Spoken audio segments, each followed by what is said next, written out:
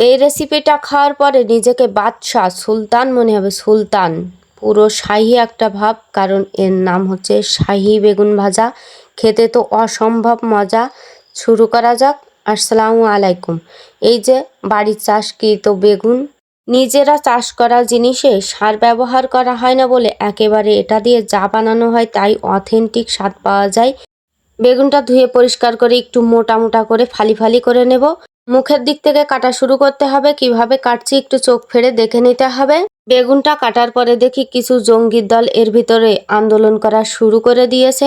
জঙ্গিদের আন্দোলন প্রত্যাখ্যান করে এইসব জায়গায় তাদের আস্থানা ছিল সেগুলো কেটে ফেলে দিয়েছি। এইবার এইভাবে দাগ দাগ দিয়ে লুডো খেলার খোপ বানিয়ে নিতে হবে। চাইলে লুডো খেলাও যাবে।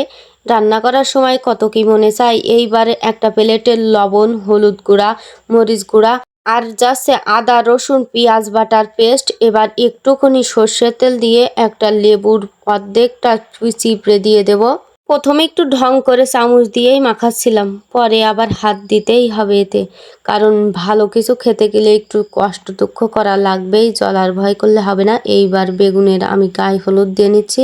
বেগুনের গাগুলো কেটে যে ফালি ফালি করে রেখেছিলাম মশলাগুলো আঙুল দিয়ে ভালোভাবে বেগুনের দিল কলজে ফ্যাপসার মধ্যে ঢুকিয়ে দিতে হবে পুরো মশলা। এবার ঢেকে দিলাম। আম্মু বাজার থেকে অনেকগুলো মাছের তেল চর্বি কিনে নিয়ে আসছিল, যেগুলো একঘেয়েমি ভাবে তো প্রতিদিন খাওয়া যাবে না, তাই ওইখান থেকে একটু সামান্য পরিমাণে নিয়ে ছোট ছোট টুকরা করে হলুদ আর লবণ গুঁড়া দিয়ে মিশিয়ে রাখছি।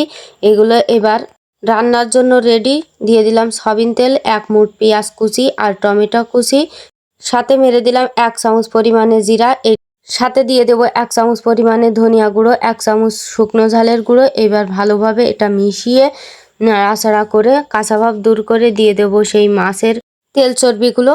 এটা এবার ভালোভাবে উল্টে পাল্টে নেড়ে চেড়ে ভালো করে ভেজে নিতে হবে। নাড়তে নাড়তে মাছের চর্বিগুলো যখন তেলে পরিণত হবে তখনই দিয়ে দিতে হবে এক একটা করে সেই ম্যারিনেট করে রাখা বেগুনগুলো।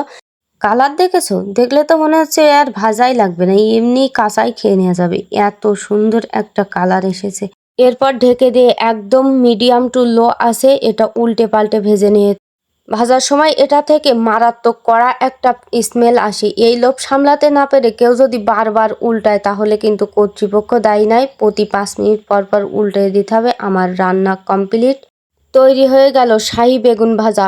বাবার কালে কি 14 পুরুষের কালেও জীবনে কোনোদিন শাহী বাদশা হতে পারবো না, কিন্তু এই বেগুন ভাজিটা খেয়ে আম্বানি আম্বানি ফিল আসছিল।